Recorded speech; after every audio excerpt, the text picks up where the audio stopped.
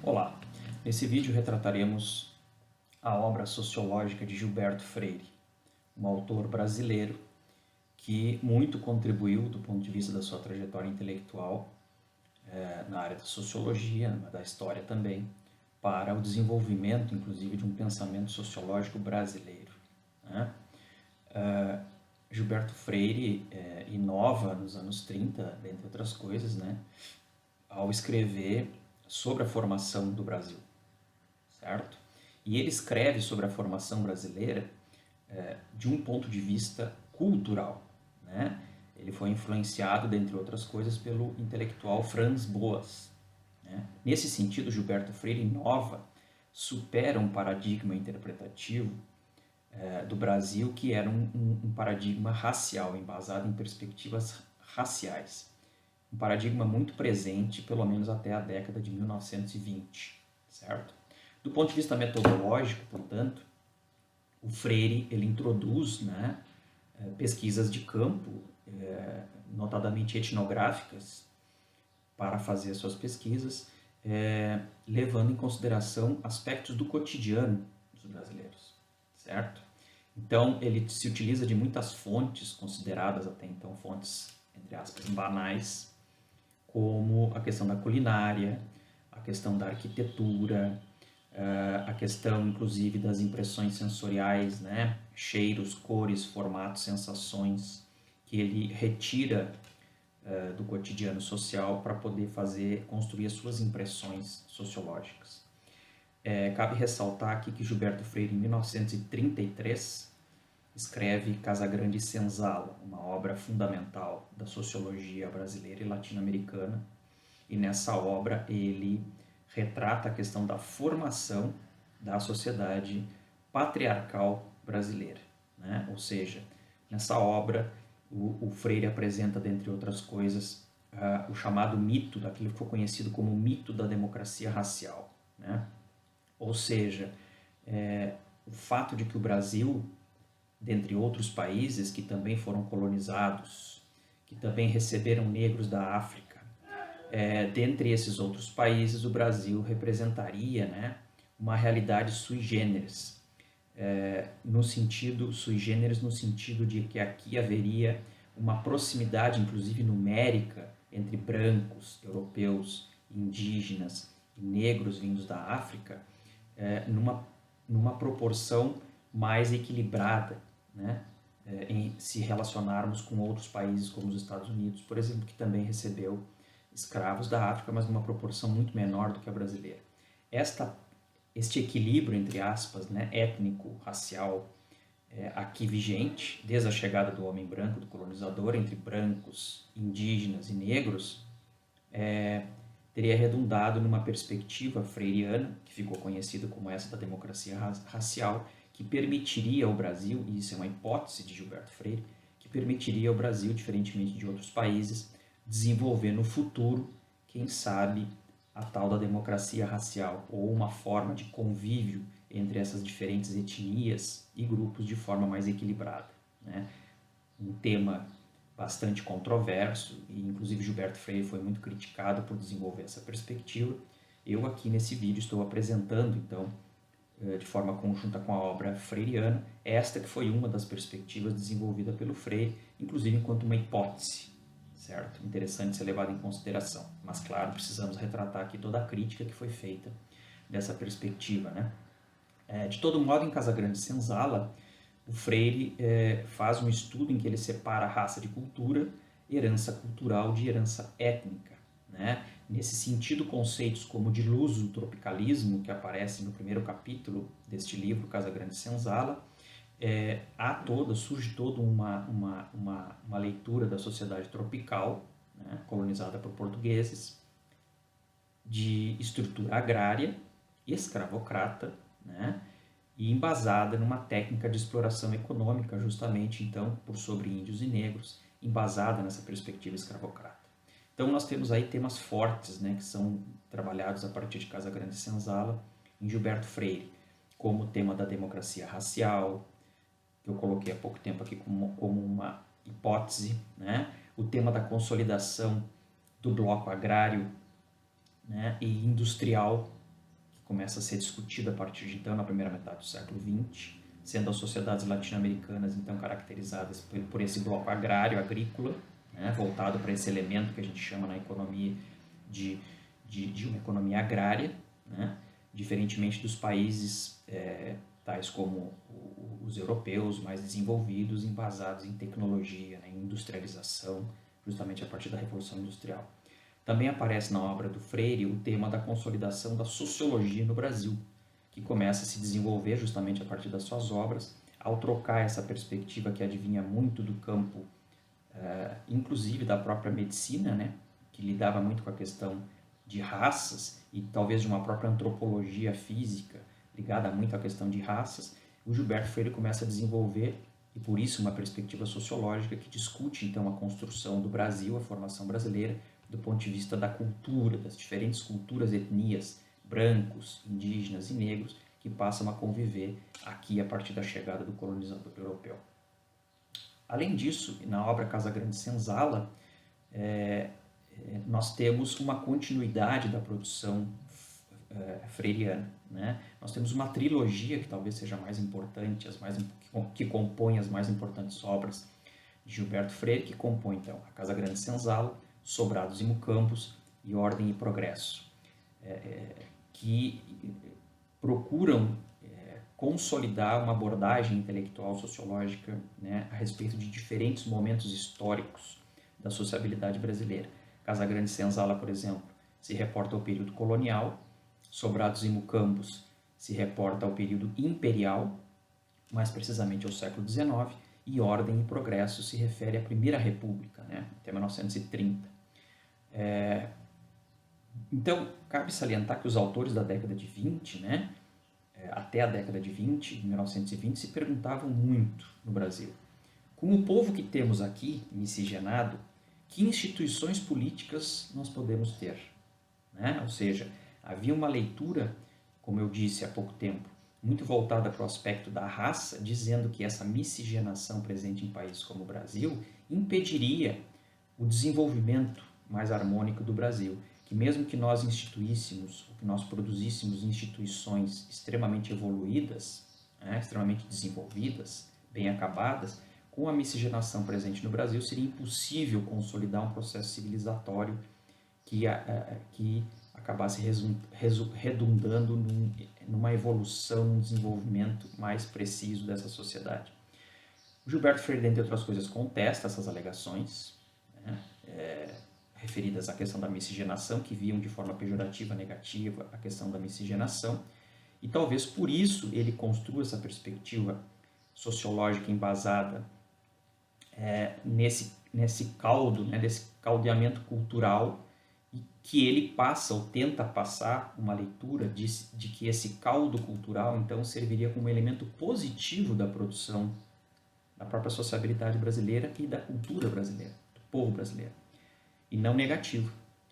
Então a questão da democracia racial de Freire, nesse sentido, talvez tenha sido produzida como uma tentativa de mostrar que os aspectos da miscigenação não apresentavam características eminentemente negativas, pejorativas para o desenvolvimento da sociabilidade e do próprio país Brasil, mas ao contrário disso apresentariam aspectos muito próprios, característicos apenas, por exemplo, da sociabilidade brasileira, mas que seriam elementos importantes, esse caldo cultural, para construir a riqueza da sociabilidade brasileira, né? O Gilberto Freire ressalta também a importância de se compreender a formação histórica do Brasil a partir de 3 elementos. Acho que é importante colocar isso. O patriarcado, né, baseado na questão da preponderância do homem, da família, então do elemento de ordem privada por sobre elementos de ordem pública, né, inclusive por sobre o Estado. A inter-relação das etnias e culturas, né, miscigenação também é questão cultural, não é só questão racial, e aqui questão cultural vista de uma perspectiva positiva. E a questão do trópico também aparece, né, nessa perspectiva freiriana, ou seja, o território brasileiro com uma condição específica diferente da europeia e que precisaria ser olhado então a partir também de uma perspectiva diferenciada, né, superando inclusive esse olhar voltado para a questão racial, eminentemente racial. O Freire é um dos autores que nos ajuda a pensar na constituição dual da sociedade nacional brasileira, ou seja, uma sociedade que, por um lado, possui uma classe erudita, intelectual, etc., detentora também do capital, por vezes, e, de outro lado, uma sociedade ou grupos destituídos dessa perspectiva intelectual, né? Uma sociedade, como ele vai dizer, uma sociedade rústica, advinda do campo, sem acesso à educação, escolarizada e assim sucessivamente, né? É interessante dizer também que o Gilberto Freire, nessa perspectiva cultural dele, procura retratar aspectos, traços africanos que acabaram sendo incorporados na sociabilidade brasileira. Ele vai falar da bondade, da alegria, da higiene, da alimentação, das danças, da alegria, né? Que seriam algumas das contribuições africanas trazidas ao Brasil. E ele vê isso de forma positiva, como elementos característicos da identidade da negritude, positivas trazidas para o Brasil. Na época, no entanto, né, na época dele havia uma leitura que acreditava piamente que o branco era superior ao negro.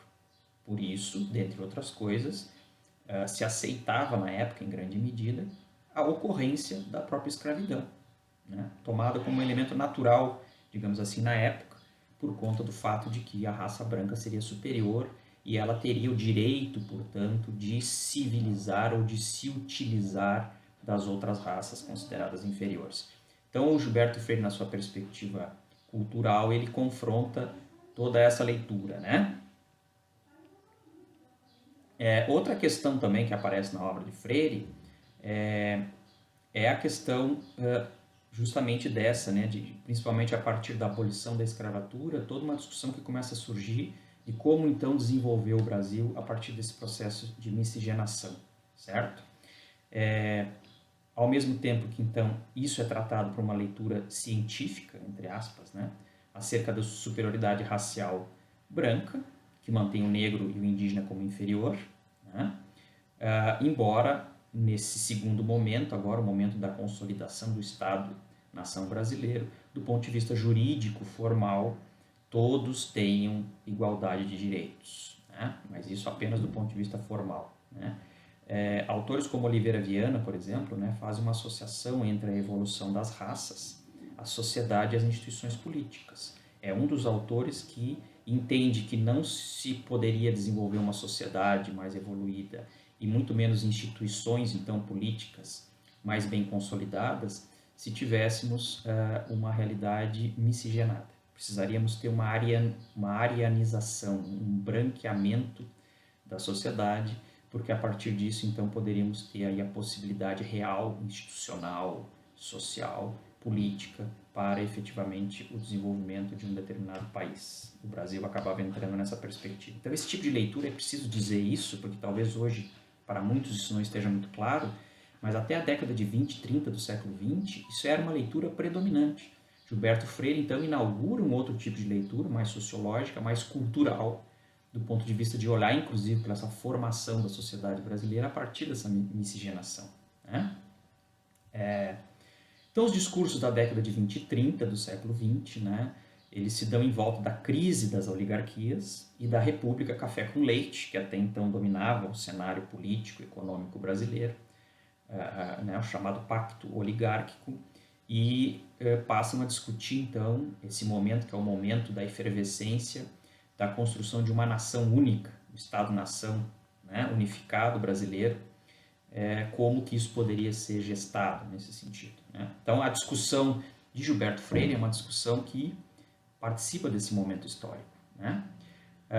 Na época, então, se fala da necessidade da construção de um Estado forte, centralizador, autoritário, como o único capaz de gerar desenvolvimento nacional, via, inclusive, arianização, via embranquecimento da raça brasileira ou da população brasileira. Vejam que a questão do Estado presente no cenário, no imaginário social brasileiro, vem daí, né? Essa coisa de um Estado forte, presente, guiando o desenvolvimento nacional. E esse mito, que para o Gilberto Freire isso é um mito, se constrói com base na seguinte pergunta, né, que é feita. Será que é possível construir uma nação numa terra de calor intenso, no trópico, e com uma gente mestiça, indígena e ou negra? Era a pergunta que se fazia na época, né? Então, Gilberto Freire busca dar uma resposta a isso de forma diferenciada de vários autores da época, né? Olhando justamente para essa questão da miscigenação, que parece que era o tema central da época, a partir de um elemento positivo, né? Uma vez que vê que aqui, então, diferentemente de países como os Estados Unidos, as diferentes raças teriam passado a viver de forma, entre aspas, pacífica e democrática. O mito, né, da democracia racial, novamente, que aparece na fala dele, né? Ele vai dizer que isso, então, se dá pela organização patriarcal, né, a partir dessa organização, que se constitui na relação, justamente, Casa Grande e Senzala, como o próprio nome do livro dele vai falar, a casa do senhor, a casa grande, e a senzala, que é a casa do escravo, né? Então, a partir dessa perspectiva patriarcal, de um sujeito, de um senhor, do senhorzinho, do doutor, do doutorzinho, né, que manda no ambiente, que determina, a partir do seu pátrio poder, coordena todas as relações sociais que se dão nesse espaço, né, na Terra Brasilis. Então, para o Gilberto Freire, o patriarcalismo se impõe no Brasil, tanto ao Estado como à própria Igreja, certo? E o nascimento do Estado brasileiro, então, ele não se dá, né, sem levar em consideração o patriarcado. Para entendermos a sociabilidade construída, o próprio Estado-nação brasileiro, a partir do século passado, é preciso, segundo Gilberto Freire, olharmos para a questão do patriarcalismo, né? Também para o Freire, a partir da família, que no Brasil se dá a conjunção entre o tradicionalismo e o modernismo, interessante essa análise, né? A conjunção, a passagem da sociedade agrária para a sociedade urbano-industrial. A questão da família, aqui nesse sentido, é importante, né?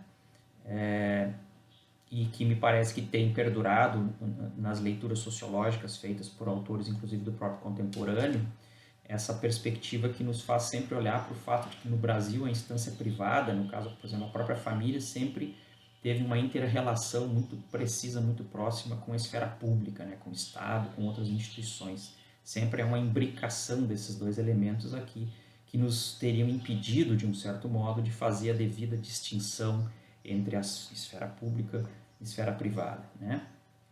Então, Gilberto Freire vivencia essa efervescência toda de discussão da produção do país Brasil, né? Que inclusive é perpassada pela Revolução de 30, que coloca Getúlio Vargas no poder, mas que, de um certo modo, então, segundo o próprio Gilberto Freire, mantém intacta a questão fundiária, né? E não estende os direitos trabalhistas ao trabalhador do campo, por exemplo, né? Além de um certo modo, complicar, impedir a produção do associativismo rural. Então, a questão rural, que é uma das questões que atravessa historicamente países como o Brasil, tem a sua continuidade ainda mesmo após a instituição da sociabilidade brasileira do ponto de vista do Estado-nação, né? O Freire fala, dentre outras coisas, nesse período, então, apesar dessas mudanças institucionais e sociais, da predominância do agregado, né, que não é o trabalhador, que precisa de leis liberais, né? O agregado como uma figura que passa a fazer parte do cotidiano, inclusive nos ambientes de trabalho, na sociabilidade familiar brasileira, é aquele que vive de favores e que se submete, o que explicaria essas relações patriarcais embasadas no mando de um sujeito por sobre os outros que se submetem, né, do ponto de vista de se colocarem como inferiores e precisarem, entre aspas, dos favores desse senhor, do senhorzinho, do doutor, né? Então, nesse sentido, para o Freire, o modelo social brasileiro, ele é um modelo muito dependente, ligado à questão da família, que se estende e vira o Estado. É por isso que, não é difícil a gente verificar isso, inclusive no contemporâneo, os políticos, né, ou os agentes sociais da política, tendem a se utilizar do espaço público, do Estado, para defender interesses particulares, né? Não conseguem fazer essa distinção, daí a questão da corrupção presente na cultura brasileira. Claro que não só na cultura brasileira, mas um traço característico da cultura brasileira, a questão da corrupção adviria do fato de que o familialismo teria sido incorporado no próprio Estado brasileiro, desde a constituição da sociabilidade brasileira, do Estado-nação, né?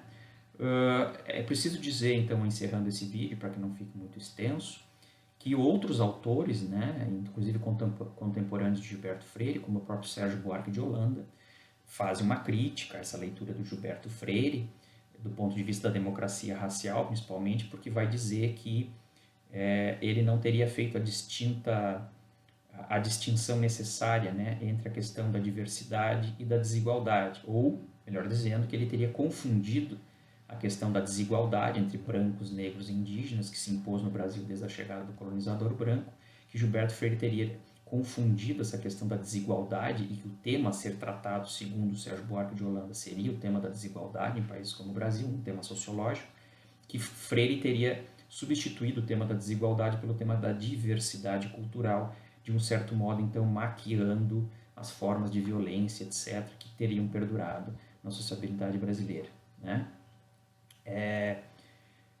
Também, Sérgio Buarque de Holanda vai dizer que essa leitura que o Freire faz, né, quando não separa a esfera pública de esfera privada, a família do Estado, teria servido mais como um discurso conservador, de um certo modo, né? Que teria servido, talvez, num primeiro momento, para explicar um pouco da sociabilidade brasileira, mas, num outro momento, talvez servido muito mais como um elemento ideológico para, de um certo modo, manter as coisas como sempre foram aqui dentro da realidade brasileira, né?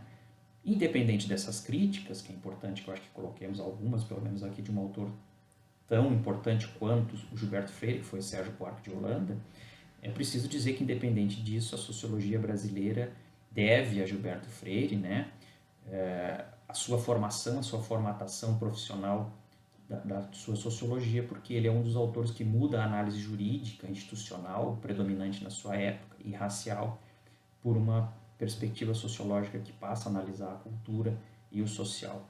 Por isso, um autor nosso, né, que talvez não seja muito conhecido, que precisa ser conhecido, debatido, e que, por isso, devido à sua importância, entendemos como importante trazer aqui e apresentar para vocês. Um abraço.